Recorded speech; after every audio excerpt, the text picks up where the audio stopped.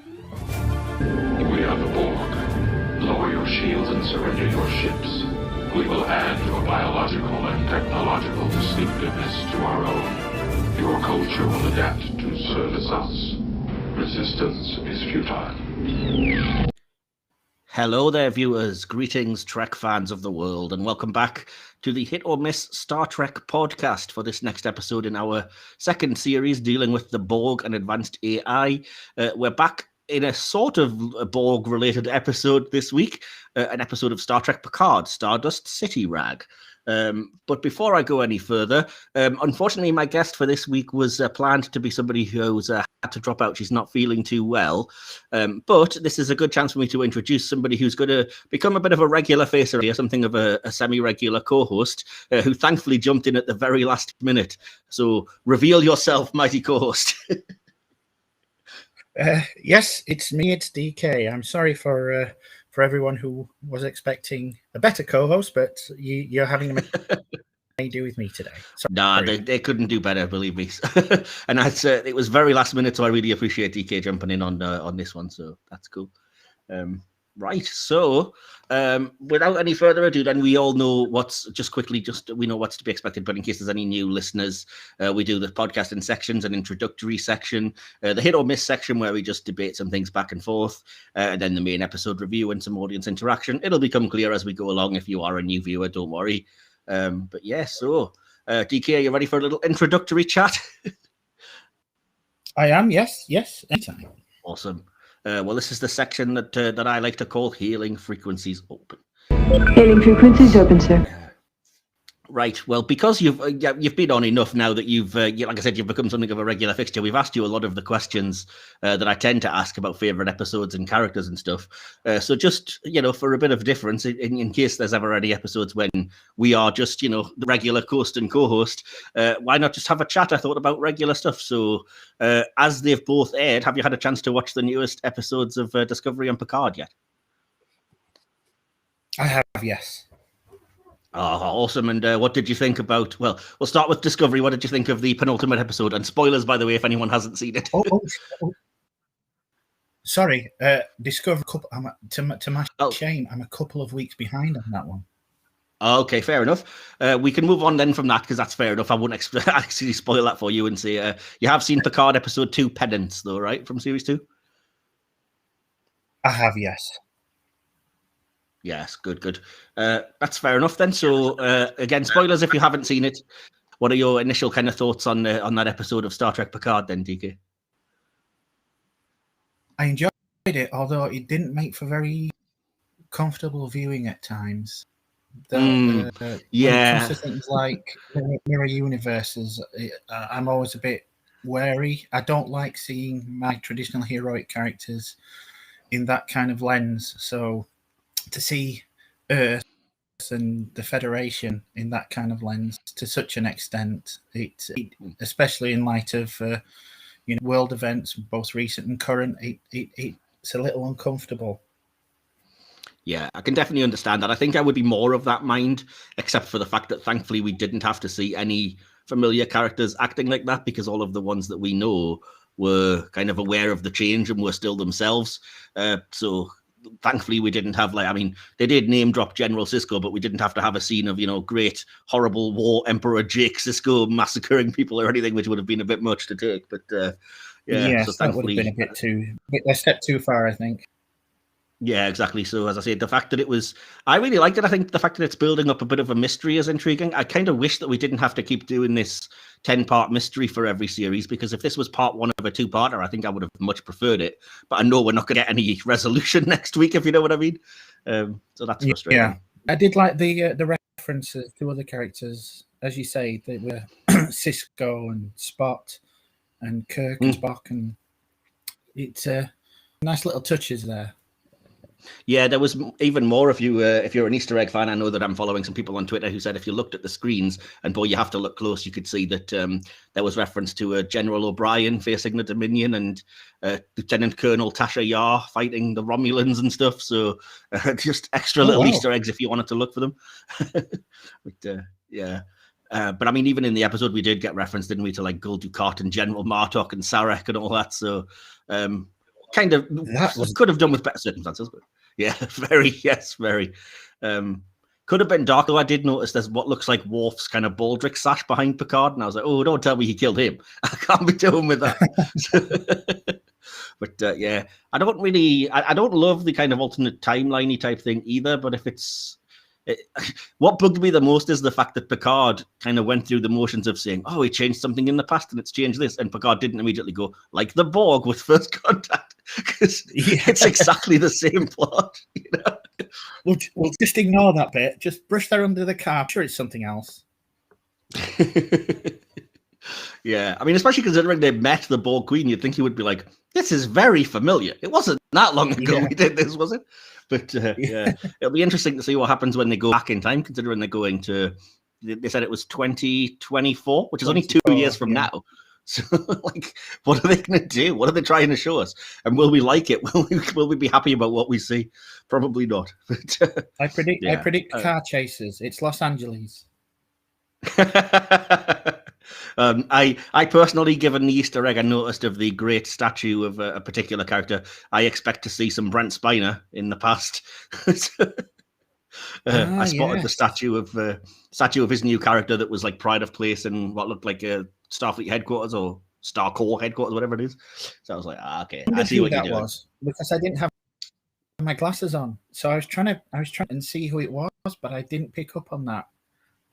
I could just about make it out, but then, as I said, if you follow like people on Twitter, they said this is character Adam Sung, played by Brent Spiner, and I was like, okay, so he's going to be integral to whatever this change is, and probably be a descendant from like 2024 or whatever who did something. So, because I'm intrigued to see how we're going to bring Soji or what have you into the story, because she wasn't with the fleet that got blown up that would be aware of the changes. So it's like, how is she going to become involved? And I'm really interested what these watchers are that are going to somehow notice the changes in the timeline, because that's a new development. That's never happened before. The only thing as soon as they said the watchers, and for some reason, I'm probably completely way off base, but seeing as she's already been there, I'm imagining Guinan. Yeah, potentially, because it could be just characters, like you said, who are aware of changes in the timeline and things like that. So definitely. I know there's... I did like the subtle Yesterday's Enterprise reference. Yeah, Q is clearly a fan of Star Trek. He referenced Yesterday's Enterprise and In a Mirror Darkly. Yes. Yeah, there's something going on with Q as well that I'm intrigued about. There's a lot of great mysteries, and I think a lot of the season's going to depend on how they pay them off. But I'm definitely along for the ride. I'm liking it. So far. I'm enjoying this one much more. But I'm one of the people that enjoy Series 1. But I'm enjoying it much more than I did Season 1. Yeah, well, I'm sure we'll get into that later because it's a Series 1 episode we're reviewing, so it seems quite appropriate. But we'll talk, I'm sure, about that later. And is it just me, or do you think, or possible spoilers? Do you get the impression that Gerard end up wanting to join the Collect? Yes and no. I think there's very definitely the Borg Queen has a very specific interest in her, but I don't think it's for assimilation necessarily. I just think she has this weird, like she recognizes some kind of kindred spirit or something about her mind or something that she can use or manipulate. Which again, that's kind of annoying. One that she doesn't belong anywhere. And if you're wanting to belong, what better place than the Collective? I think she's just manipulating her, as I say, which I kind of hate because that's exactly the same as basically what the Romulans did with Soji last year, and kind of what they did with her with the whole mind meld thing. So I'm like, I hope it's not just the same plot all over again, because that would kind of suck. Yeah. But, yeah. What did you think of the new Borg Queen, though, about Annie Wershing playing the character now? Took a little getting used to. For some reason, when I watched Voyager, when they recast the Queen there, I had no problems with that. I'm not sure if I'm not sure if it's the makeup or the way that she acts. Yeah. I can't quite get on board with this one, but I'm hoping that will change as it goes on. It's weird for me because I'm a huge fan of that actress, and I've watched her in a load of other shows. She was in a Marvel show called Runaways, and she was in another time travel show called Timeless. Yeah, oh, you watched it, yeah? Cool. Oh, yeah, I'm MCU crazy, mate. There's nothing. I even watched Inhumans. Awesome. Oh, yeah, me too, unfortunately. Wish I had Never again, but yeah. Yeah, it's not something I'd give a rewatch. But no, because I know the actress, I just kept on seeing the actress rather than the character, if you know what I mean. Yeah. Which is weird because the other two, Susanna Thompson and Alice Krieger, seem so much like the same person, and this version's so different. But as you say, I think it's the makeup as well, because they've given her like cleavage and completely different like Borg plugins and stuff.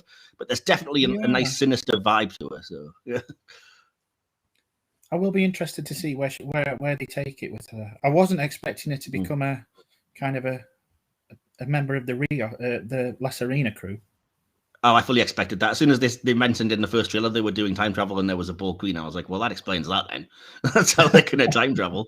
But I didn't realize it was like they needed the equivalent of Spock for calculations. I just thought she'd just plug in and do it like first contact style because they could do it there. So why not? Yeah. But yeah, it was nice to get a nice reference to Kirk doing the old slingshot maneuver a few times. So yeah, that was cool. Just before we move on to the next section then, do you have any other things? I know you have, but I'm just trying to get the audience involved. Any things you've been buying, Star Trek related products and stuff that you wanted to give a quick shout out to? Well, as we know, it's usually the Eaglemoss hour when we start talking. Of course. I recently purchased the XL La Serena, funnily enough. And it arrived yesterday, was it? I think it was yesterday. I sent you a photo. You did. And yeah, I ordered that and the illustrated handbook for the 1701 and 1701A. Oh, I love that book. I have that. Yeah. When it turned out, to be completely honest, I was impressed with both because I wasn't expecting either to be as big as they were. And the Enterprise book is surprisingly thick. But the book, I couldn't get over how thick that was.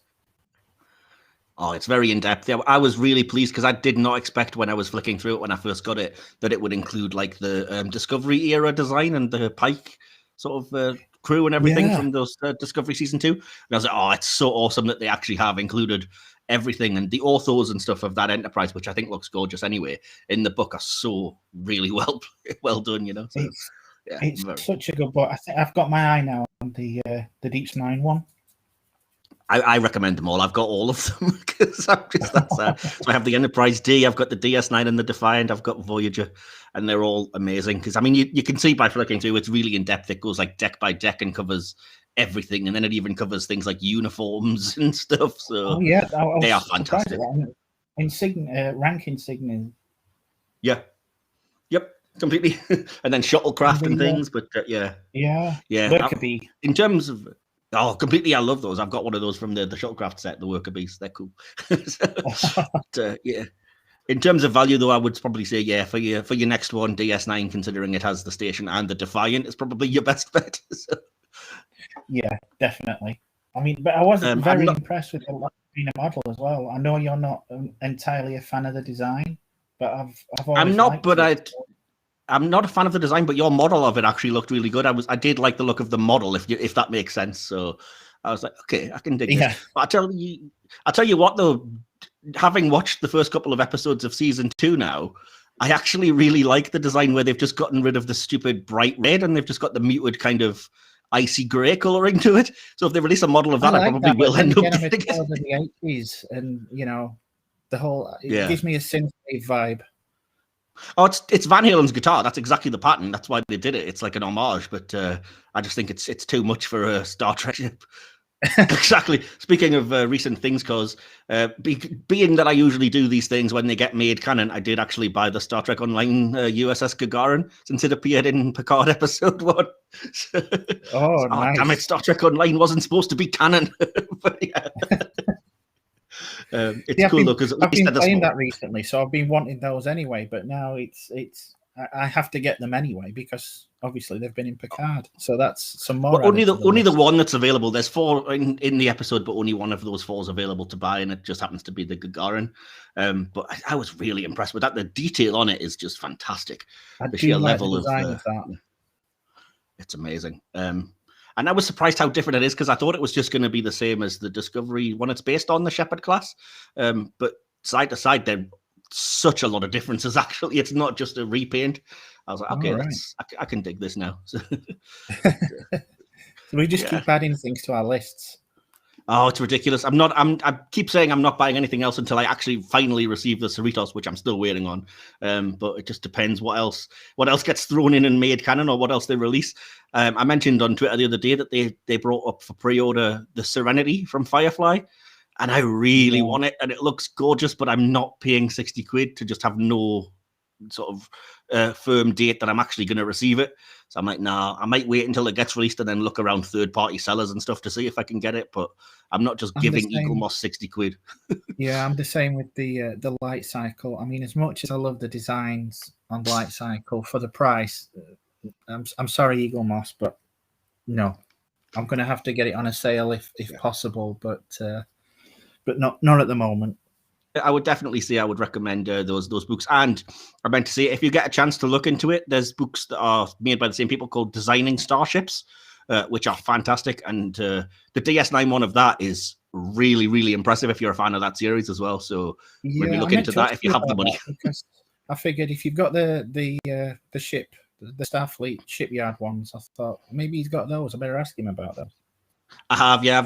There's various different ones, but it just depends how much of a fan you are, because obviously I've got Discovery, Kelvin Timeline, and then it's Enterprise and Beyond, Voyager and Beyond, and Deep Space Nine and Beyond. And it's the DS9 one that I think is probably the best of them, although they're all great, you know what I mean? But yeah, I was most impressed with the DS9 one because it has a lot of the kind of thing I'm interested in, like cool initial concept designs for the station and the Defiant and stuff, and rejected designs of various alien ships and stuff. And it's like full, you know, official drawings of these things that we would never ordinarily see. And I'm like, oh, nice. I'm a sucker for this behind the scenes production type stuff. So yeah I love it.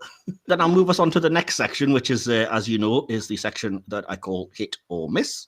What about my performance? I'm not a drama critic. So as you know, if you're a new listener, you might not, but as you well know, DK, basically I'm just going to throw out probably 6 or 7 things at most, just random from around the Star Trek universe that I have written down, just random things that popped into my head, and I'm going to ask you if you think they're a hit or a miss, a little bit of an explanation as to why, and we can sort of debate back and forth if there's disagreement, which there isn't usually all that much, but we'll see. So yeah, are you ready for the first one? Yeah, hit me.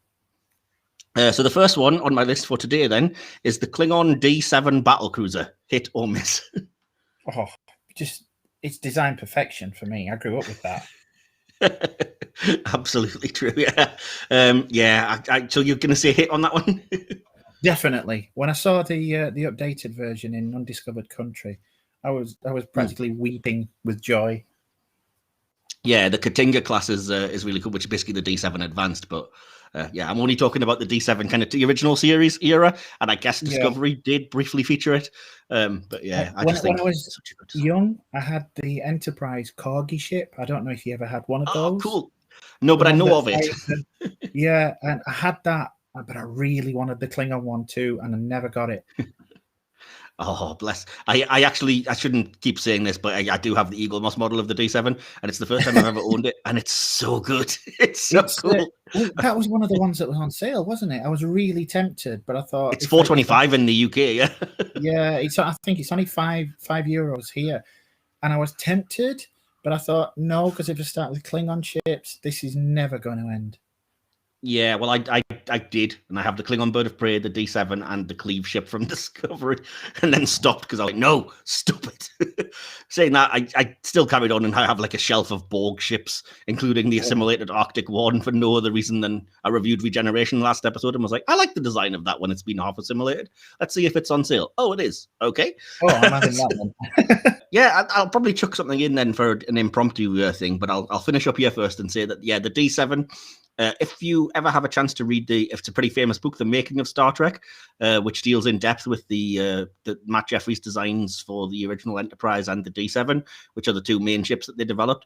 It's a really fascinating look into the design process of that ship. And I always remember it because I think I read it when I was really like stupidly young, like 8 or 9. And it was the first like behind the scenes type book that I'd ever not been bored by. But I was just fascinated at all of the initial ideas that became this Klingon ship. And you could tell there was genuine love went into it, and I just think the design is fabulous. So I'm going to say hit. Yeah, definitely. Awesome. So have you had a chance then, for the purposes of this next one, to watch the Strange New Worlds teaser trailer yet? I have, yes. So I wasn't going to do this, but I'm thinking, why not throw this in as a little second hit or miss? What did you think of the new closer to the original series shuttle that we got a glimpse of in the trailer. I loved it. It was great, like, wasn't it? It was like porn for the eyes. Wouldn't necessarily go that far, but yeah. It was just so nice. I mean, I love Discovery. I love Picard, but to see the touches that were, as we said last time we spoke, I'm a child of the original series, so to see little details like that, oh, it was just wonderful. And then to hear the familiar theme at the end of the trailer, it was just, I was not expecting them to do for the shuttle what they'd done for the Enterprise, which is to keep as close as possible while still updating it. Because I was like, they've got the assets, so they'll probably just be using Discovery shuttle since it's around the same time. And then when I saw what looks like a sort of a more advanced version of the old kind of Galileo type, whatever it is, type 6 shuttle, and I was like, they've got everything. They've got the swept back fins that go further than the door, the little slope on it, the kind of bright white color scheme that nothing in sort of Discovery got a chance to be that bright. And I was like, oh, I am loving that we're moving towards the original series. The uniforms are getting closer, the shuttles are getting closer. So I'm all for just the original series with updated effects. It is. Oh, it does look good. I cannot wait to see this. Yeah, I really hope we get a chance to somewhere, because I got a feeling we're going to have to be told we'll have to wait for Paramount Plus like Prodigy, and I'm not going to be happy about that. But, yeah, I don't mind. I'm erring now towards getting it. Damn you, Paramount, because my parents also are wanting to watch Is it Yellowstone? I'm not sure. Yeah, I've heard a lot about it. Yeah, and I'm wanting to watch it, but I wish they'd just hurry up. How many technical problems can they have with trying to get this out there? It's a nightmare. I mean, if they're not going to have it ready, at least give us a chance to watch it by putting it. I mean, we're currently watching Picard on Amazon Prime Video. Sell the rights to the first season to somebody who can broadcast it first, rather than saying you've just got to wait, because it's a nightmare, especially considering how good Prodigy is and how much it's been spoiled anyway. It's kind of frustrating that we still don't even have a date for that.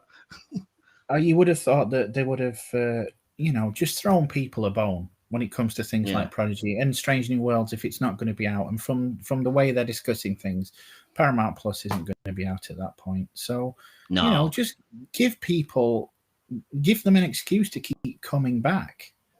Yeah.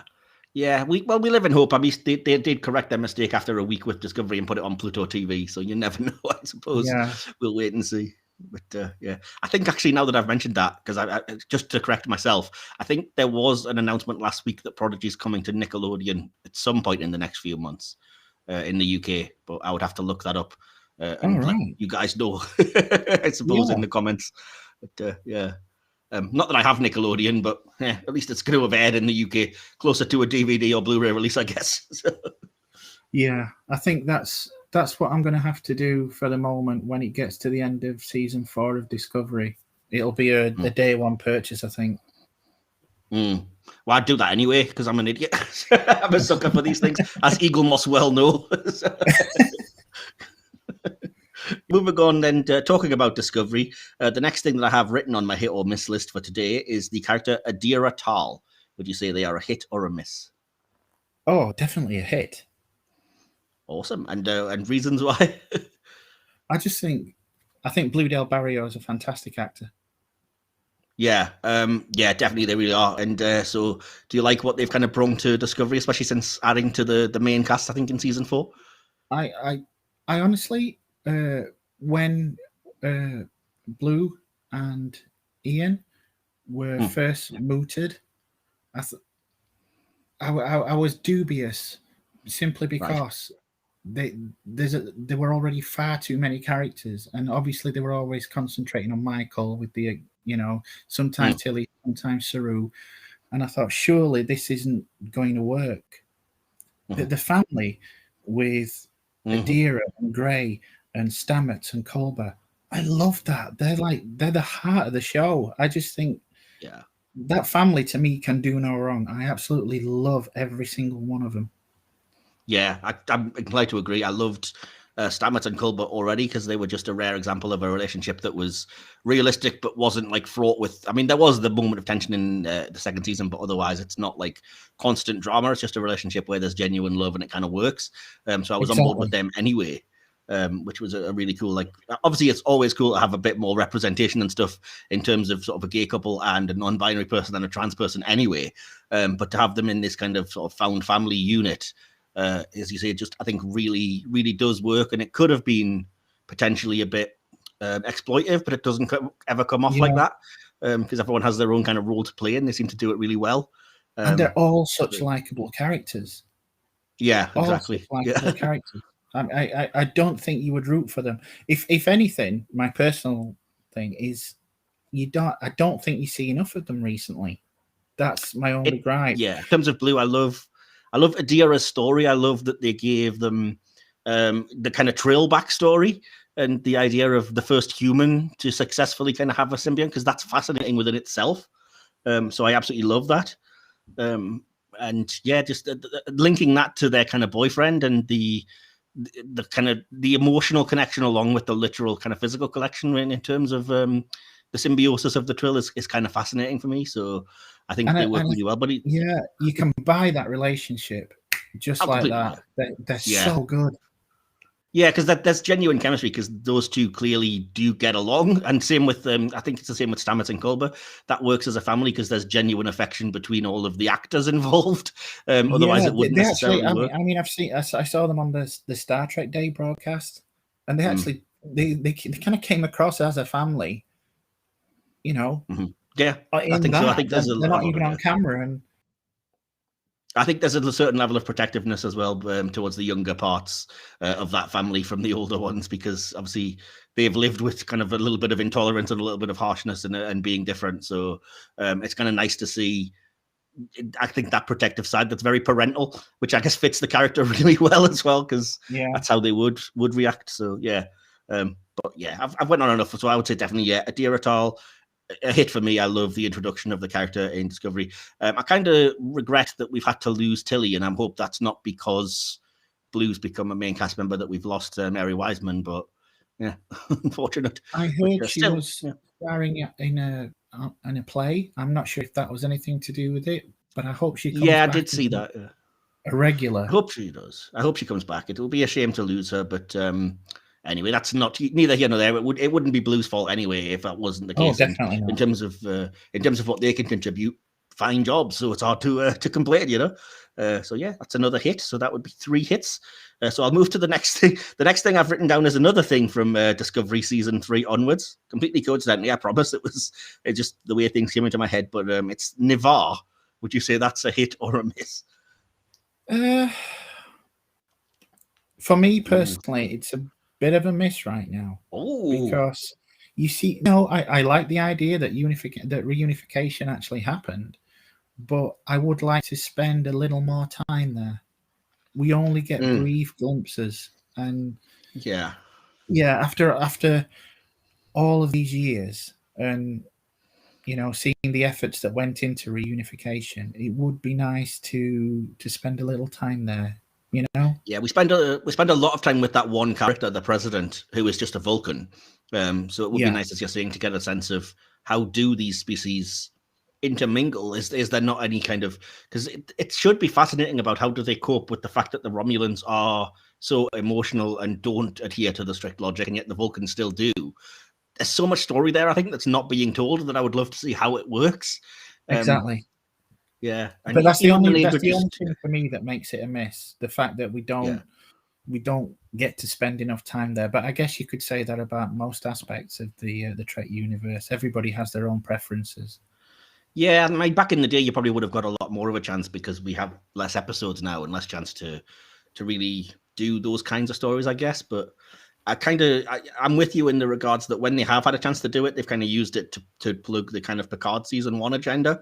Like I could have lived without seeing the Kuatma lot and how they kind of fit into Vulcan, because we barely know them. So it's kind of like, well, I don't fully care. You know what I mean?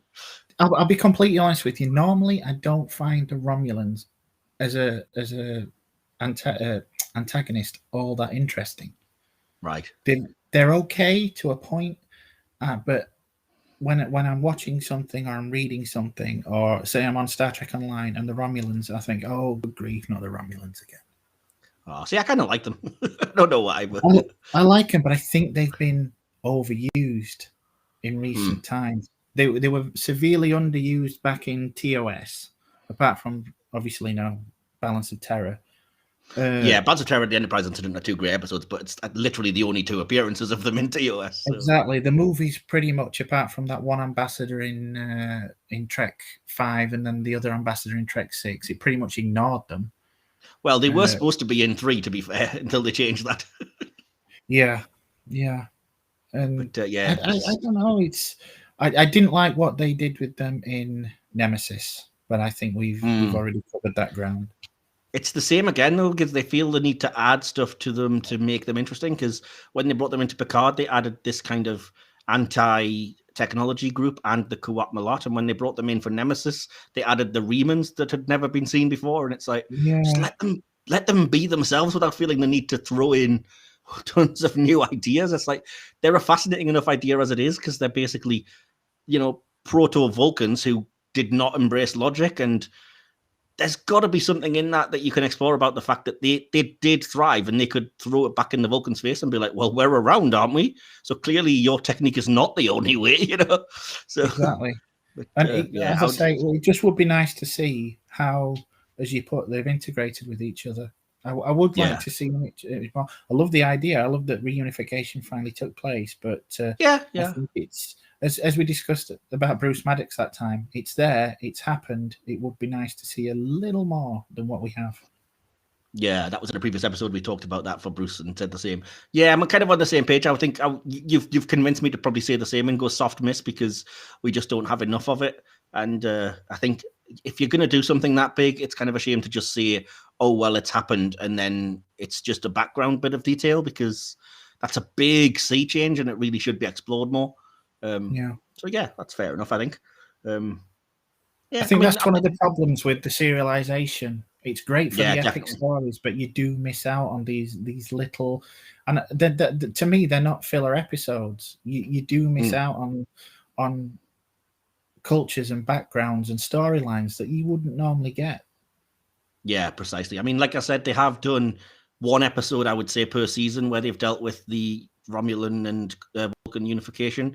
But that's not enough. One episode per season, one in Series 3 and one in Series 4. Not enough to get into the nitty-gritty of that, but they can't really focus on it because that's not the main plot. That's not related in Series 3 to the whole Andorian, the Orion Syndicate thing and the war against them. And it's not in Series 4 related to Species 10C's threat. So, but that's why I get that they're going for big and cinematic, and they want to make as big an impact as possible. But it would be nice. Yeah. I mean, as the old series show, compared to the current season, but you don't need to throw just massive amounts of budget at the wall. Star Trek were always good, even when it was just a 2-hander episode. Yeah, exactly. I think some of them really are some of the best like that, but as you see, I think I just hope that with Discovery having dropped episodes again on Series 5, now it's down to 10 episodes. I really hope they're not just doing a single 10-episode story, and that we can maybe just get into some standalone stuff, maybe, or 2-part stories or something, rather than this is the threat and we're going to spend 10 weeks dealing with just this one thing, because it would be nice to see that. Yeah. It's now just been the same thing that they've done literally every year. It was, the Klingon War in Season 1. It was the Red Angel in Season 2. It was the Emerald Chain and the Burn in Season 3. And it was this 10C thing and the Dark Matter Anomaly in Season 4. So it's like, in Season 5, let's do some exploring and let's see what's happening and see what the world looks like, as opposed to, this is a major epic threat we must deal with. So it would be nice. It would be nice. As I say, I mean, don't get me wrong, I'm still loving the show, but it would be nice to take a breather every now and again. I like what we've got, but it's just like that there's not going to be a whole lot to show for the show when it finishes, because ultimately it's only really told 4 or 5 stories across all the seasons. Fair enough. I'll move on then to the next thing on the list, because I think that we have legit concerns, but I don't think we savaged the Discovery writers as such there. It's just, the slight miss in Navarre, but we could always develop that in the next season. So the next thing on my list then is the USS Dauntless, the fake Starfleet ship from the end of Series 4 of Voyager. Hit or miss? Is that the one where Ray Wise played the alien? That is, he played Arturus, who invented the ship because his species were assimilated by the Borg. And he blamed Janeway for it. I actually quite like that ship. It would have been nice had that been a legitimate Federation creation. I remember I was never convinced it was going to be, oh, this is going to get us home, because we'd been here before with a couple of kind of false starts, and especially in season 4 with the array and the messages home and the Prometheus and stuff.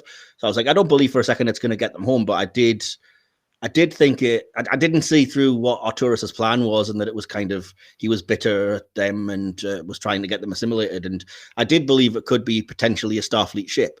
And I did think they would perhaps utilize the slipstream technology, which they did, in fairness, briefly in that episode and in season 5. But yeah, the ship design I really did like. I hated the registry number, which makes no sense, NX01A, which in retrospect only made sense once it was revealed to be fake.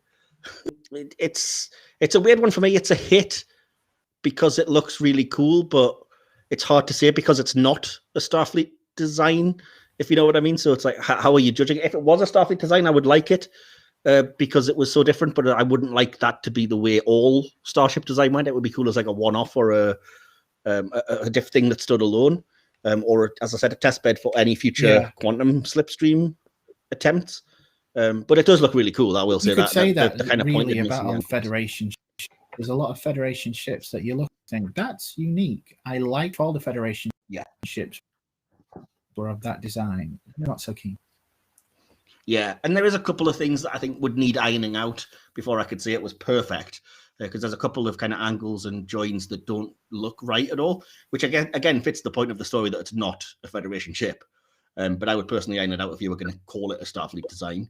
But I would still say hit, personally. The next thing on my list then is the Cardassian Gallo class warship. Hit or miss? Oh, I like it. Awesome. Before I go any further, I will point out I don't have the model of this. So this isn't on my list because I wanted to plug it for once. Yeah. But yeah. So what do you like about the design then in that case? I just like the design. And again, it's just a small thing. I love the little red phaser cannons at the front.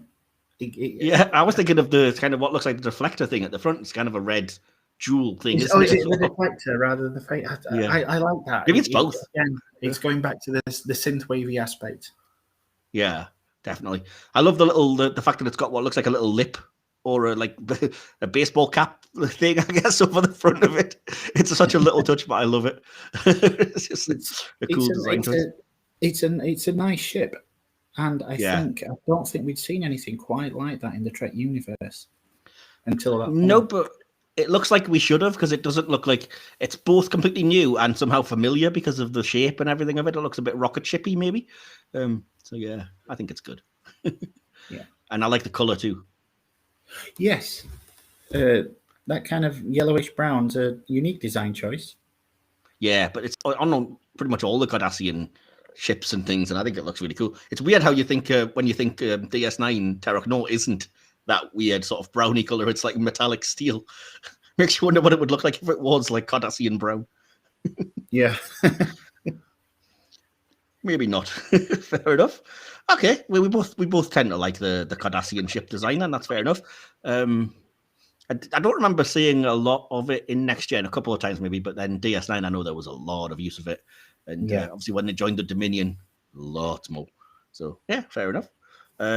So the next thing on my list then is a episode of Voyager, and it's the two-part of The Killing Game, hit or miss. That's the is that the Hirogen, the World War II set one? It is, yeah, when they basically take the holodeck and extend it to the ship and have World War II playing and stuff. I'll be honest, I've never been a big fan of the Hirogen. I love them.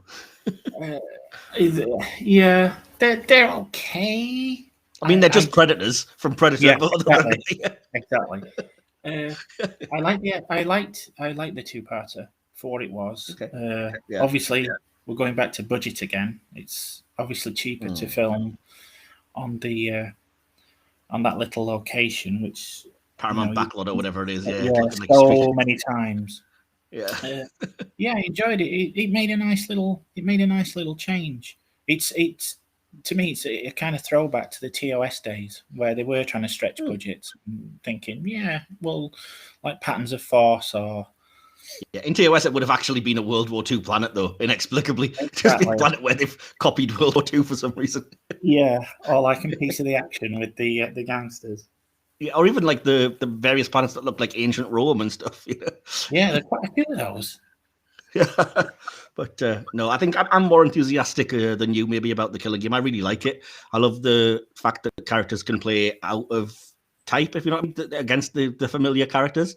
And even the moments when they are shocked and jarred back into themselves. So the moment when 7 of 9 goes from kind of Mademoiselle de Neuf singing to activating her little thing, and then she's just completely baffled what's going on and like, oh, I can't sing, I am not well, kind of thing. So, and I do like the Hirogen. I like them better in that episode than when they were just the Predator in those first couple of appearances. There was a bit more depth to them when it was like, look, we want to hunt, but we realize it's not really a viable thing forever. So holograms are an option, perhaps. And it was good to see something that seemed like a genuine threat that had taken over the ship and kind of stayed that way, not like the Kazon had it for like a week or whatever. So, whereas the Hirogen were really running things and taking no prisoners. So, yeah. But to be honest, by the time you got to that point, the last thing you wanted to see was another Kazon. Yeah, well, exactly. But yeah, no, I really love the Killing Game. I thought it was a good idea to use World War II because they wouldn't they? If we're hunting, so why not pick a turbulent time in history and stuff? So yeah, I thought it was done well. It made, as I say, it made a nice change from your standard episodes. Yeah, I also thought it was really clever how they worked in Roxanne Dawson's pregnancy for the only time in the season as well. Yeah. By having it be like a holographic. She was just wearing the engineer's jacket, wasn't she? Exactly, yeah, throughout the rest of season 4, yeah. Exactly. Oh, well, that's cool. That's further. Well, I'll move us on then. So that's like 7 things in the hit or miss, and we're mostly positive, I think, about them. So I will move us on. So we love Star Trek. Of course we do. That's all we talk about. So no, that's fair enough.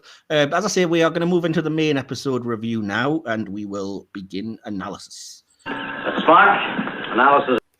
So the episode in question, as I mentioned, is another Borg episode this week to fit into our theme, kind of. And it's the episode Stardust City Rag from Picard. That's episode 5 of season 1. And yeah, we're just going to do a full review here. So before I get into kind of fast facts and bits and pieces before I start, did you have any kind of facts or information yourself, Diki, or any kind of first thoughts about before you'd rewatch the episode? I remember watching this the first time when it came out and not enjoying it that much. But I'm not sure if it's because I knew what was coming this time, but it impressed me a lot more on the second view. Okay, fair enough. So you remember not liking it the first time, but you didn't really have any other thoughts maybe about it until we'd rewatched. So, and then we'll get into what you thought now for that time. That's fair enough. Cool. Well, before we start, and as I say, this series, I should say, what I've been doing is just giving a few fast facts of anything that I can find about the episode, just to give a little bit of flavor to it before we start reviewing. The first fact that I know about this one is that there are signs on Free Cloud for Mr. Mott's Hair Emporium, Quark's Bar, Darbo Tables, and Orion Slave Girls, which are, of course, all Easter eggs for other Trek stuff. And Rios is said to have worked for Mr. Quark of Ferenginar as part of his kind of cover as a facer on a job involving the Breen. So, yeah. Related to that, my second fact is Bajazil offers Tranya to Maddox, and that, of course, is a favourite drink of Baylock from the Corbomite Maneuver, which also turned up in DS9. Yeah. So, yeah. Fast fact number 3, 7 of 9's drink of choice is straight up bourbon, which is an odd thing because it was previously stated and shown that her physiology doesn't react well to synthahol, making her easily intoxicated in both timeless and body and soul. So either she's gotten over that, or presumably real alcohol is less damaging to her. I don't know. I'm going to go with that. She's built up a resistance as she's regained her humanity. She just spent like a good 3 months blackout drunk with the Fenris Rangers. Why not? Yeah, that's pretty good, to be honest. Awesome. And the last thing, of course, this episode sees the return of 2 characters, Icheb and Bruce Maddox, though in both cases they were recast. Icheb actor Manu Intirami stated he wasn't approached to reprise the role, but it's not like it's a very long appearance anyway, which we'll deal with when we get into the review. So, as you know, what we're going to do, I'm just going to briefly go through sort of chronologically, scene by scene, as best we can, and to give some of my thoughts. And as we've always done, if you just want to chime in with anything you agree or disagree, or anything you want to talk about that we haven't mentioned or skipped over, and I'll maybe try and ask you some random questions and stuff as we go. So yeah, the episode straight up starts with a controversy, which I remember sweeping the internet at the time and which still gets a lot of play at the moment. It's 2385, so it's a flashback, and we see that Icheb is being horribly mutilated, shall we say. He's getting his eye gouged out to get to one of his Borg implants by someone. It's revealed that they wonder where his cortical node is, which, if you're a Star Trek nerd like me, is a very nice reference to Voyager, because as we know, he had it removed and implanted into 7 of 9 to save her life back in season 7. So that was pretty cool. But yeah, so before I carry on then, what are your thoughts on this controversy, and what do you think about this particular scene of Icheb being horribly mutilated and then having to be euthanized by 7 of 9, which is a bit dark, maybe? It's not pleasant to watch, is it? Let's be fair. But you kind of get that impression that that's how characters were treated anyway during Picard. I mean, look at Hugh. It's they had a way of getting good characters and kind of disposing of them pretty easily. Yeah. When I first encountered Icheb, I'd only seen a couple of episodes of Voyager. It wasn't until I went back and watched the whole thing from beginning to end that I developed any kind of emotional bond to the character. So it's pretty rough what they put him through. Yeah, I guess. I mean, they could have done it with another Borg. It would have been less. It would be hard to tie it into 7 of 9 story in such a personal way with anyone else. That's the only thing. It does make for uncomfortable viewing. I mean, they don't shy away from it in that scene. Excuse me. Personally, I think a lot of the complaints are a little bit pearl clutchy for me. I don't think the scene is that terrible. I get the kind of eye gouging is a bit graphic, but I don't think it's the worst thing we've ever seen in Star Trek, and it's certainly not exclusive to the newer Star Trek shows. Definitely not. But I think I think a lot of the Star Trek shows, the newer ones, when they started, they would throw things in that would make fans of the older season just, sharp intake of breath kind of thing. And I think it's one of those. It's along with Picard being told that it has sheer, effing hubris. Exactly. Yeah. And Tilly going, it's so cool. And yeah, I'm a lot more on board, which seems weird to say, but I'm more on board with the violence part of things than the bad language, because the extreme language is unnecessary. It never sort of seemed like it did seem like it was just like, oh, because we can. Whereas this violence for me, it has a story purpose. I think it puts you straight into the way 7 of 9 would feel, and you really have to be in a place where she would think killing him is the best possible option. Yeah. And I think if we hadn't kind of seen how severe things were in that way, then you would probably think she was a bit of a bitch for doing that, rather than... exactly. I mean, you need to establish that B'Jayzl needs is just scum, to be honest. And what better way of doing it? Yeah, I think, as I said, I can see why people might take offense to it or might take issue with it, but I don't have a problem with it, and I think it makes story sense, so I'm fine with it. I mean, I'm definitely not a prude because I grew up watching horror movies, so it's pretty tame.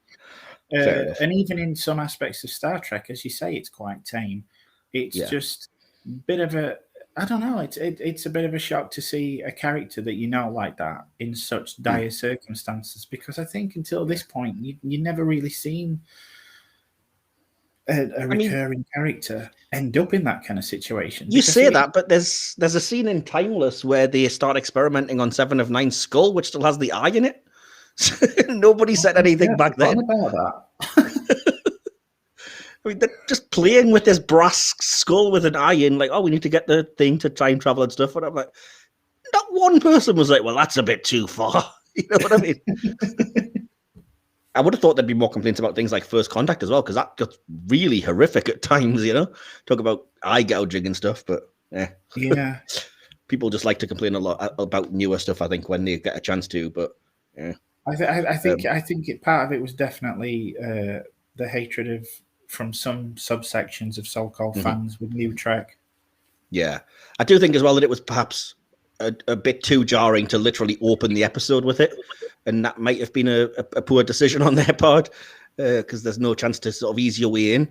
It's just like, oh, it's 2385. We have the old uniform. Oh, no. Yeah. So it's like, maybe give us a breathing room. Yeah. Awesome. Before we hit the credits, then we go to Free Cloud. And this time we are flashing back to just 2 weeks ago, where Bjayzl is dodging lens flares and light flare back and forth to meet with Bruce Maddox, who it's revealed owes her money, and talks about his destroyed lab and thinks it was the Tal Shiar, which is all kind of related to the plot that we've so far had in season 1.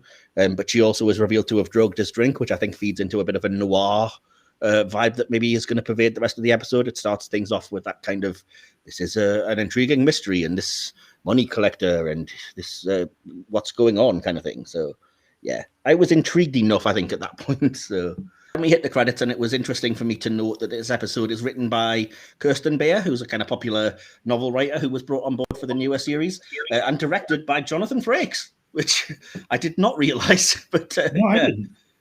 Yeah, apparently so. But so the episode opens properly in the present day with us in Picard's study room. Of course, at the end of the last episode, he'd beamed 7 of 9 aboard from a Fenris Ranger ship that was being destroyed. So 7 has basically approached Picard and they're having a discussion about, what are you out here, saving the galaxy? And 7 of 9's doing the best she can. And they discuss about, the Fenris Rangers are doing the best they can because the Federation has left them behind, in a very kind of reminiscent of the Maquis kind of way. This is to do with the Romulan relocation and stuff. So yeah, a lot of vibes of things I don't like personally, but I did like that 7 of 9's kind of great quote about, it's not easy work, it's horrible, but the only thing worse would be giving up. And I kind of like that she's got that level of resilience, I guess. Didn't love that, she's not with the Federation or Starfleet or anything anymore, because as a Voyager fan, I would have preferred to know she was with those crew, but what the heck, it's still a perfectly valid storyline and nothing wrong with it. It's still, at this point, it's still kind of a shock to see her not as the 7 that we knew previously. Yes. It is and it isn't, because I always wanted to have her a bit more like this in Voyager. I think they played the stoic, I am machine person thing too long in Voyager, if that makes sense. And she never really developed beyond that in, 4 years? So as soon as she appeared here, it was nice to see, at least they've actually let her develop a bit, you know what I mean? So yeah, I was with it. Plus, Jerry Ryan's just such a good actress that I was just on board with believing it was her straight away. I was like, yep, that's her. I buy it. But yeah, intriguingly, they mentioned that they're going to Free Cloud to find someone, because obviously Picard's looking for Soji, and 7 of 9 gets lured in by talking about Soji somehow. Not quite sure, but yeah. Back on the La Sirena, your favorite ship, we get Raffi and Rios having a conversation while they're dealing with these stupid holographic controls that I don't like, but that's a nitpick. I won't get too into that. Talking about Rios, how 7 of 9 does not get to light his cigar. Yes, indeed. Don't get me started on that either. But yeah, not a fan of some of these aesthetic choices, but it's interesting to note that Raffi and Rios sort of know 7 of 9. She has like a reputation. She's the kind of infamous ex-Borg. And they talk about how Picard was Borg as well, which I think is the first time it's mentioned in the series. But obviously it's going to be important. So, yeah, interesting bit of backstory and setup, I think, exposition there that we needed. So, then we quickly cut to Agnes on the ship, who's watching. And again, I don't love the silly holographic video screen rather than just using a video screen. There's nothing wrong with that, but yeah, whatever. But she's watching like videos of Bruce Maddox, which again, I think is the first time we've seen him other than in the pre-credits, played by a different actor this time than his original appearance. And she's just kind of watching home movies and getting emotional about him talking about the alchemy of cooking, and replicators can't quite match the real thing. And you obviously get the sense, without them going too far into exposition territory, that they were a couple and they genuinely cared for each other. So that gives you a bit of extra intrigue, I would say, as well. So just before we rock up to Free Cloud, then, did you have any thoughts quickly on these opening scenes and where we were here in the Trek universe? I did like the banter between Raffi and Rios. It comes across to me as very genuine. I did like that. Again, it's something I didn't pick up the first time I watched it, but they are very good actors. Yeah, I don't love the characters, but the actors are fine. But yeah, I think just with me, I don't think they've never really cemented themselves for me or clicked in because they're not Star Trek enough, which sounds horrendous, but yeah, I just think there's too much. They go out of their way to try and make them into something that they're not, so they're always. There's a little too much Han Solo in Rios. That's exactly what I was going to say. They seem there's a lot of that in this episode, but it's I don't know. I don't know if you would call it a man crush, but I do like Rios as a character. I'm not a fan. I mean, I don't mind aspects of him, but as you say, I think the writers want him to be a Star Wars character, and that bugs the crap out of me. Just let him be a good sort of captain. You know what I mean? There's nothing, there's no shame in that. There's no harm in it. You don't have to give him all these extra quirks and ticks and he's got to chomp on a cigar and he's got to be a badass. And it's like, just let him, let him be what he wants. Just be a captain. But it's the same with Raffi. Like, just let her. She can have kind of emotional problems without it having to be a deep, problematic drug addiction and stuff. It's like, stop going too far. Yeah. I think they were just trying to say this. They were trying to make a statement that this is not the next generation, and the only way to do that was to distance from those type of characters as much as possible to get some variation. And I do think they overcorrected. Come across as a bit too much, a step too far. It does. They overcorrected because they don't fit in this universe, and then you get characters that do fit perfectly. If I do say so myself, like Elnor, for example, fits perfectly. But then it's really jarring whenever he gets scenes with Rios and Raffi because they're just from a different show, so it doesn't fully work. But again, it's really weird. I didn't like Elnor the first time I watched the season. I did. I just couldn't take to him. But I've liked him so far in season 2, and there's rewatching it today. There's been little aspects from this episode that's just made me love him. Oh, I liked his. I mean, I'll get into it later, but I just love his kind of innocence and his. He's very brusque and to the point without being rude. It's just a simple matter of he's never really known how to interact with people, I guess. So I love that dynamic. He comes across to me like a Star Trek naive version of Guardians of the Galaxy's Drax. Yeah, a little bit. I think there's a lot of. There's a bit of that, but I think there's a lot of. There's kind of an innocent version of Legolas in there as well, because he's clearly designed to be like a badass elf warrior type character. But as you say, there's also a hint of, in a way, there's a hint of like early 7 of 9. Like, I've never interacted with people and I'm not sure how to, but I'm trying, kind of thing. But from a more humanoid perspective, I like exactly. That. But it's a shame they don't get a chance to interact more, because it would be interesting to see that with her having developed a little bit and him being where she was when she was first, like, how do I deal with people? It would have been an interesting thing to look at, but that wasn't what they were doing, so fair enough. It also would have been nice. I was disappointed that they didn't use the original actor for Maddox as well. Yeah. I don't know why they didn't, because when I looked around, I saw that they didn't approach the original Icheb, and there's been controversies and stuff, so that might be the reason why.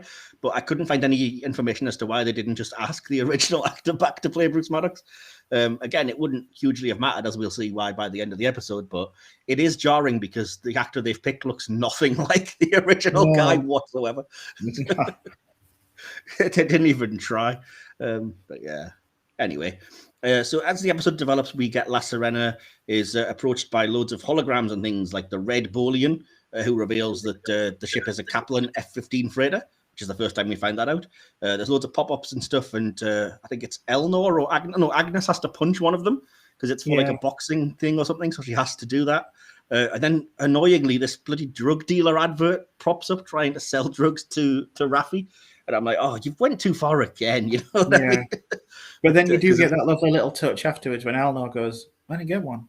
Yeah, I did like that because it's like it knows how to target the adverts somehow at exactly what everyone would kind of want and what would appeal. But with Elnor, it just didn't know what to do, which is such a fascinating idea, even in just one line of like it couldn't appeal to me with anything because it wouldn't even know where to start. No. I was like, that is brilliant. That is ultimately like, talk about revealing to the audience, this character is a blank slate, you know? So, yeah. where are we? So they find that Bjayzl is holding Bruce Maddox and calling for the Tal Shiar for a deal.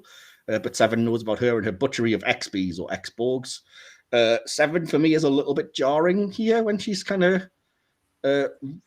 obviously, she has reason to be knocked, shall we say, at Bjayzl, but the idea of like using herself as bait, going aboard with this plan and seeming very led with anger, I guess, was a little bit like, ooh, I don't know if I like this particular side. We haven't really seen it.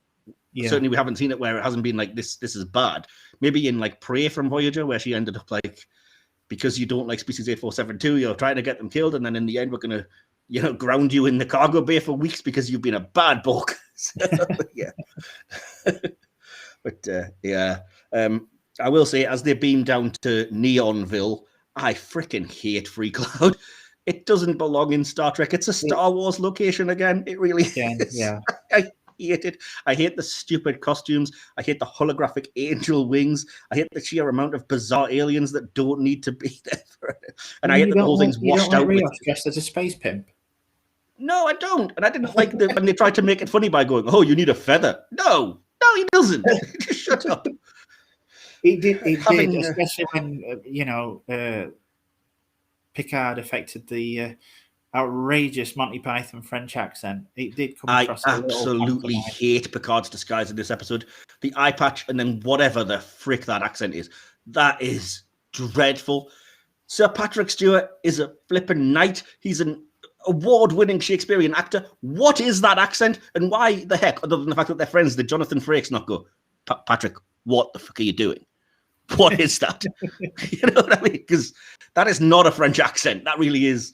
It's very Monty Python, as you say. It's not subtle, and it's certainly not believable. But when it's really weird because later on, when all pretense is dropped, you just kind of think, well, that kind of went nowhere. Exactly. Yeah. It does feel like, as I said, because it's Frakes directing, it feels like this was maybe written in the script as a throwaway thing, and they were like, "Oh, we're going to milk this because it's funny." And it's like, it's not. It's funny for you because you know each other and you're acting out this ridiculousness. For the viewer, it's not funny at all. It's just jarring. It didn't work because you can't, in my opinion, you can't imagine Picard going along with something like that, acting that silly. No. Exactly. Yeah. Like I said, you can imagine him going along with the plan, but he wouldn't be like, "Oh, I'm just going to go really over the top." Oh, and it's like, no, just no. But getting back to the action, though, we have the lizard guy who was an alien race we've never seen before, but who can apparently smell lies and stuff. That works for Bjayzl, who is he's on. It seems like he's onto Rios, but then we flash back because it's doing this noir structure of like, here's the problem, flashing back to how we solved it. Which kind of renders it pointless for me. But yeah, we have the brief tense moment of he's going to smell that you're lying, then an immediate flashback of I'm going to inject you with something where that won't matter. And I was like, well, what was the point in that? And it seems a bit weird. It is a little like they're trying to go all Ocean's 11.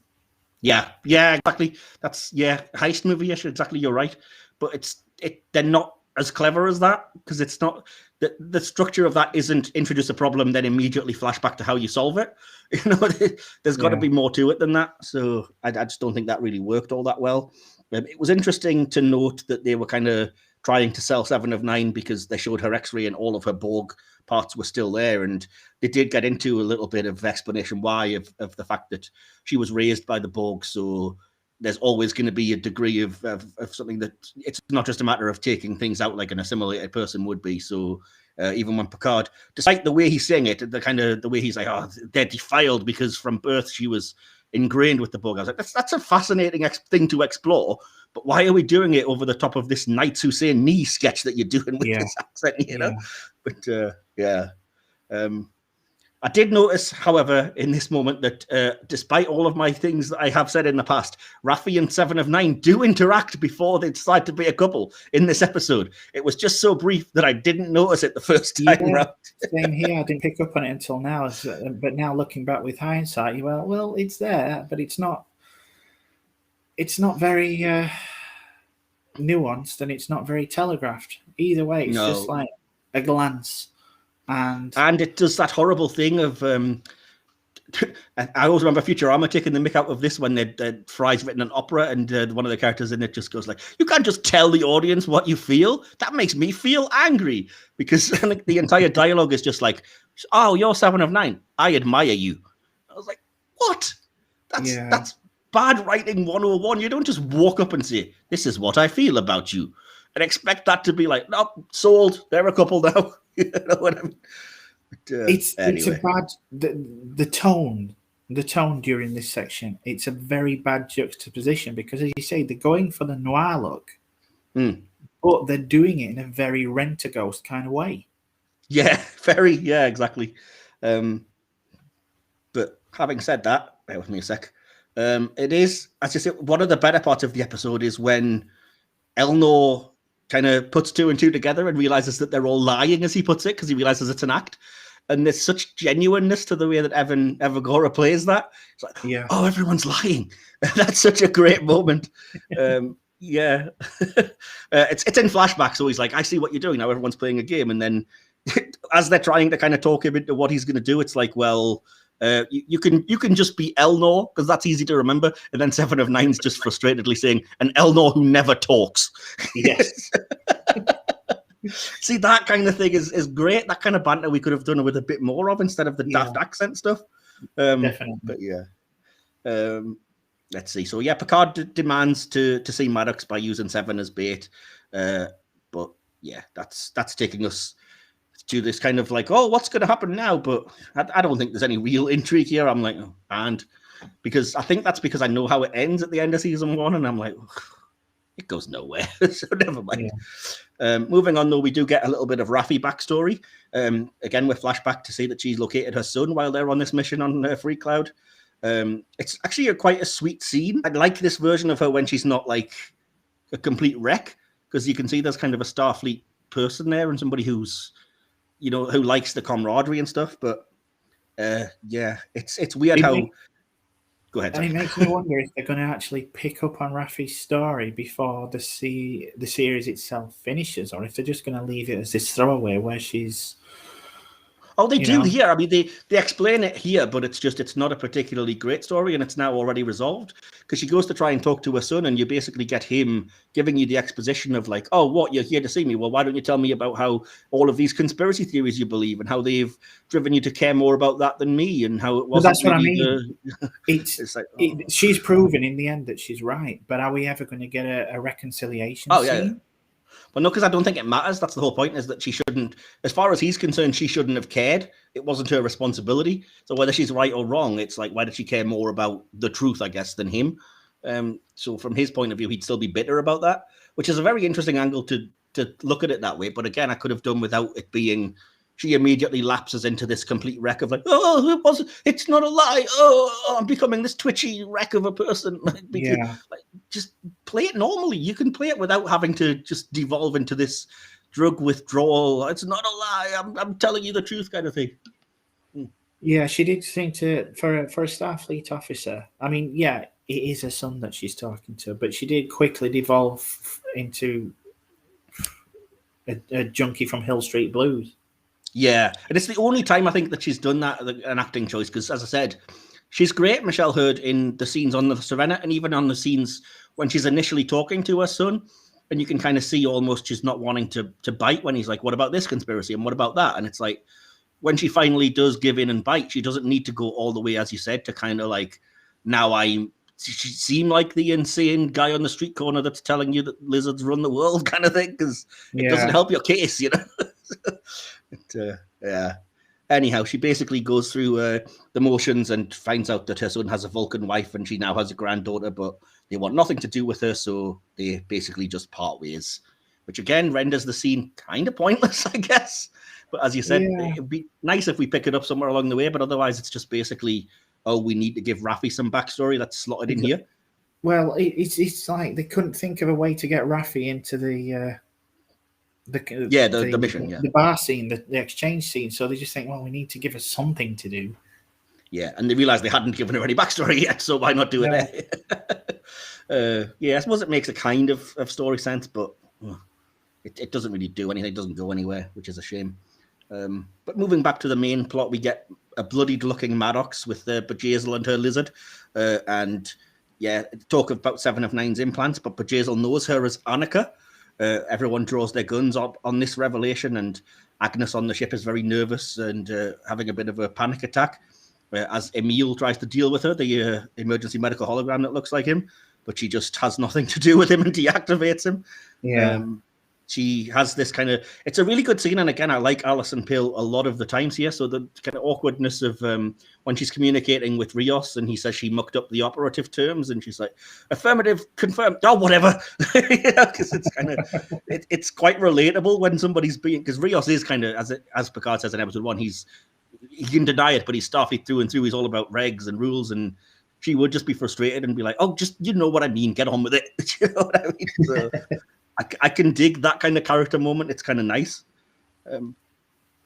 Where are we? So, yeah, from there we get the reveal that it was Bjayzl who carved up Icheb, and she says that Seven was easily manipulated, and that's how she got to Icheb, because she trusted her. But Seven responds, then how did I get away? Which is very intriguing, and I think Jerry Ryan is excellent playing this, as she kind of grabs her by the throat and stuff, and you can sense not only the I've got one up on you because I got away, but also the genuine rage at what happened to Icheb and the guilt that she thinks it's her fault. And it's so well played that that's all in like 2 lines or something. Yeah. That I was like, that is great. And the fact that the episode itself, immediately when she kind of grabs her by the throat, everyone's like, drop your weapon. And everyone drops their pretense at the same time. So Elnor asking, you know, is this part of the thingy? And Picard finally being a bit serious and saying, no, I think everyone's finally stopped pretending. I was like, right, again, that's good stuff. You can write good when you try. Yeah. It just made the accent before. Just yeah, I can't get over that.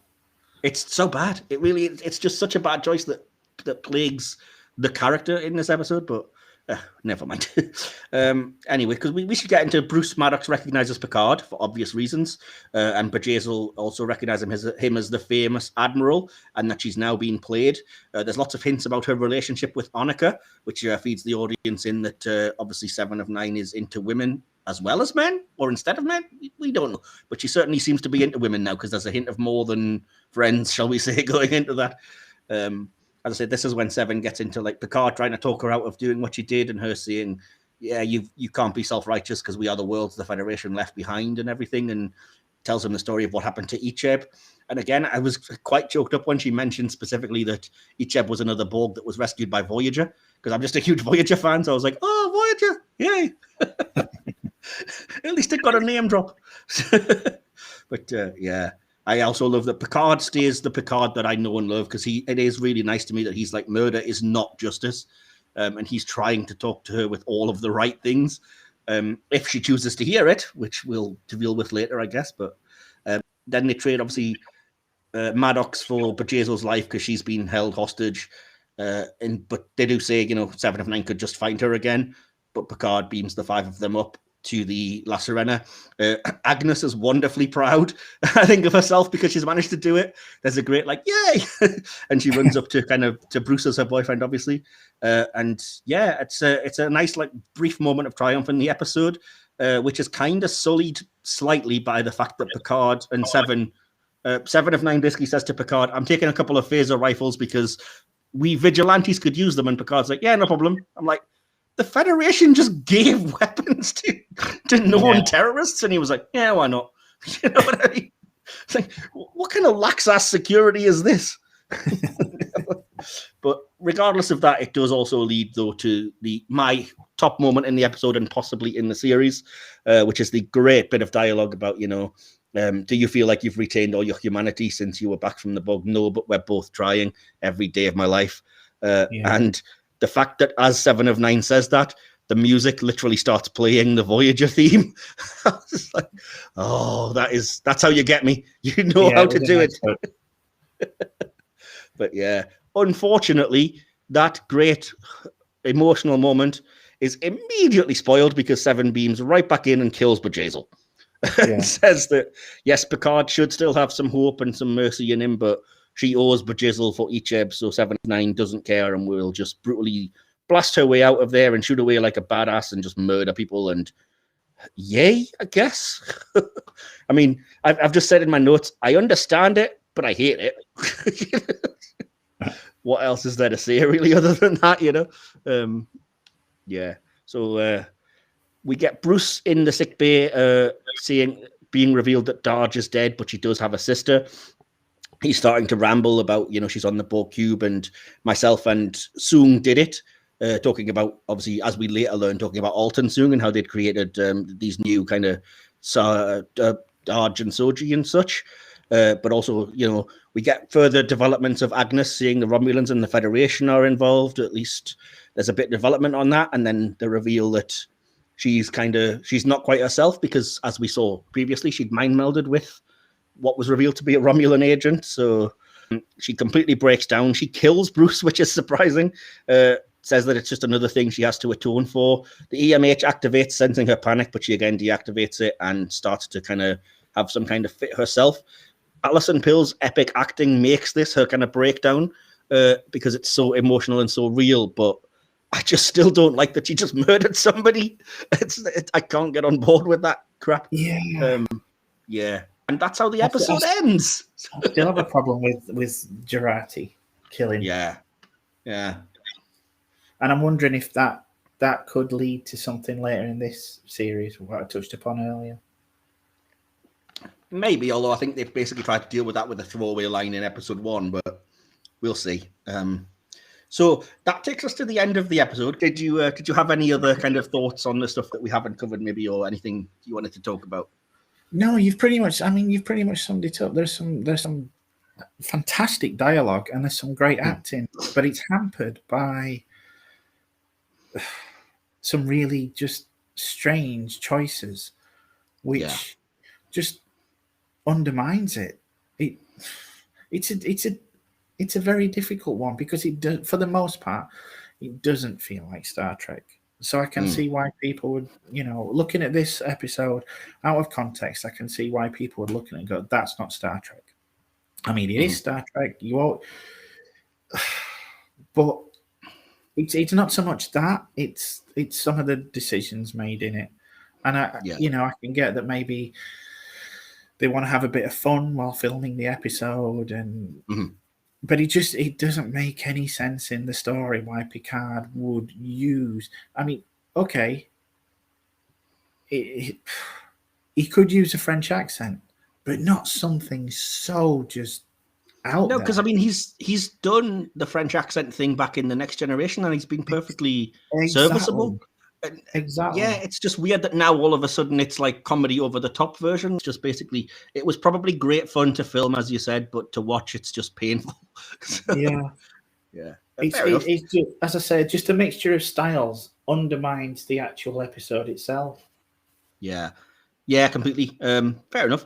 But the next thing I'm doing then this season, as you may well remember, is that I wanted to deal with, just for a bit of extra flavor again, the favorite character, favorite moment or scene, and favorite line of dialogue.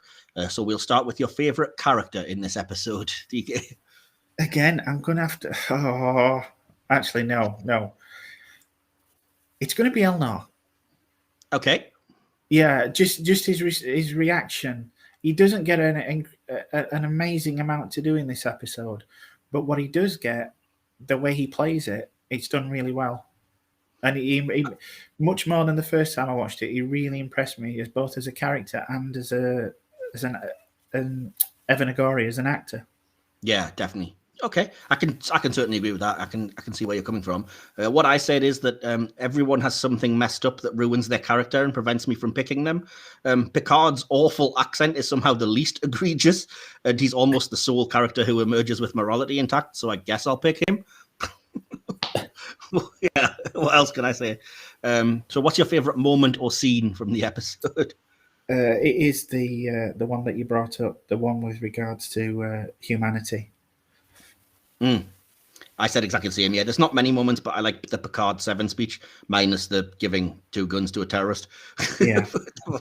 And so, yeah, favorite line of dialogue, if you have one, or kind of quote. Again, it's the same one. I thought you'd say that. Yeah, I have it saved because I wanted to do them justice. So my overall favorite one is after they brought you back from your time in the collective, do you honestly feel that you regained your humanity? Yes. All of it? No. But we're both working on it, aren't we? Every damn day of my life. Picard and Seven, it's so good. So the next section then is, before we hit the conclusions and scores, as you know, is the Gene's vision section. So I picked through with a fine-tooth comb to look for stuff. So do you think there's anything that represents kind of Gene's vision of Star Trek that's present in this episode for the haters that are whinging about it, shall we say? Just Picard's outlook. I'd more or less say even at this point, he still doesn't give in. Yeah, I said Picard's idealism and sense of justice is very Star Trek, thankfully, and he's the only one that kind of gets to maintain that, which is a shame. I also think Elnor's kind of innocence is very kind of Star Trekian, and there's always that other character that's like a stranger to humanity that looks at us from the outside and kind of thinks, oh, this is, how do I interact, which I like. But there's literally nothing else other than that I could find. No, it's not a very good representation of his vision, is it? No, not really. So do you want to? I'll give you my conclusion and score. I think first, because I have a feeling yours might be slightly better. So I have said this episode is everything I hate about this show. I desperately want to connect. I really do connect with Seven. Then she's a murderer. I connect with Agnes, and she becomes a murderer. Raffi and Rios continue to be characters from the wrong franchise who don't fit in my view of the Trek universe. Elnor is cool but barely used. The mystery parts would be intriguing, but they're already dragging by this point, and I know the payoff will ultimately be disappointing. In the interests of balance, it's not all bad. There's some fine acting on display, nice little Easter egg references, and some brilliantly written dialogue shining through. But overall, for me, this is not really tonally or plot-wise Star Trek that I recognize, despite all the references.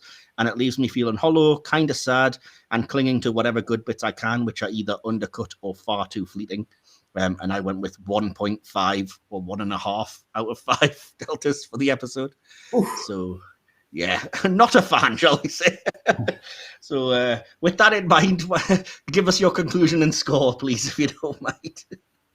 I would say it's an interesting look at life outside or on the borders of the Federation and things that we've not seen. Well, we've touched upon in Star Trek before, but we've not really delved into it.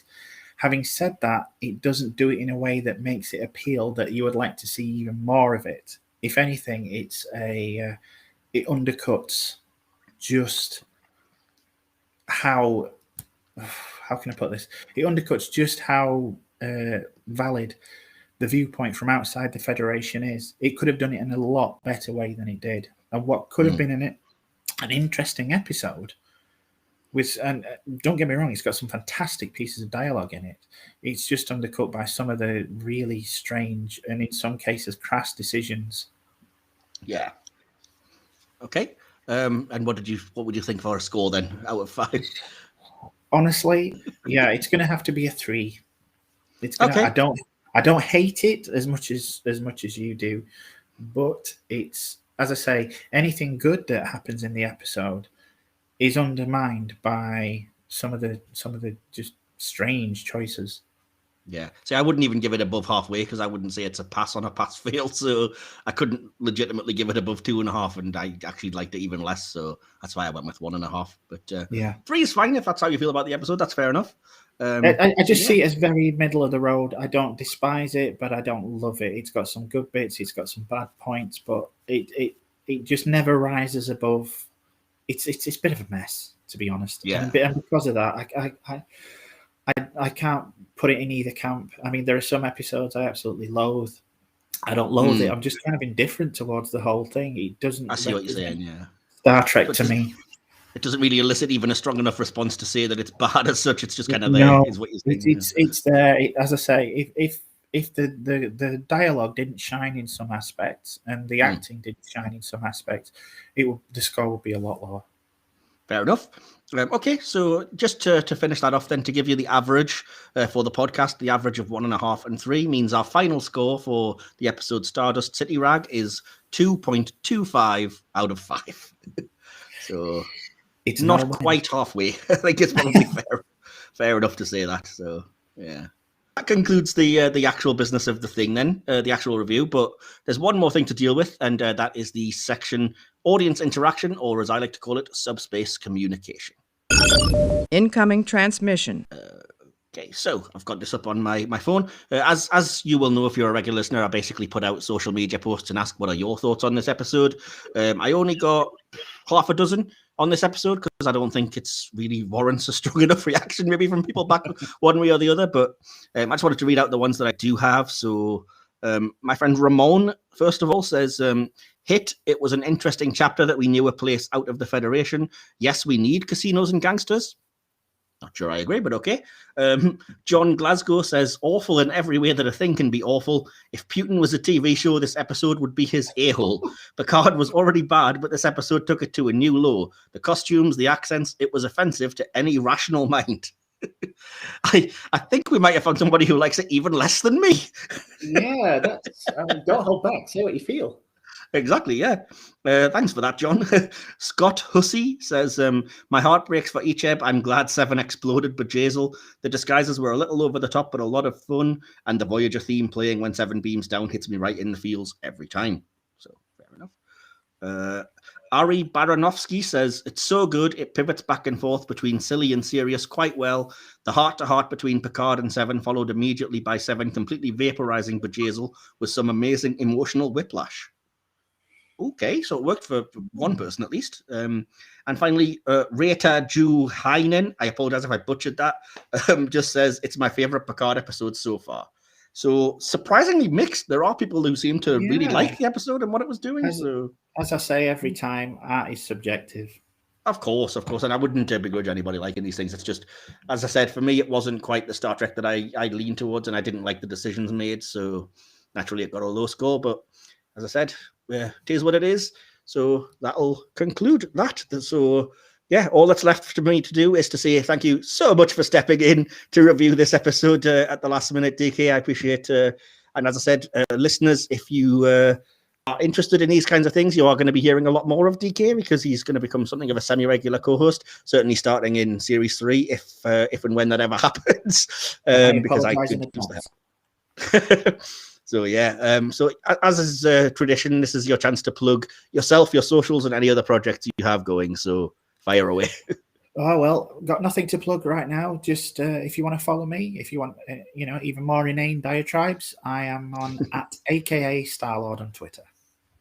Awesome. And DK will also be helping me out with my Silver Screen podcast, which you can find at podcast_screen on Twitter or at Silver Screen Podcast on YouTube.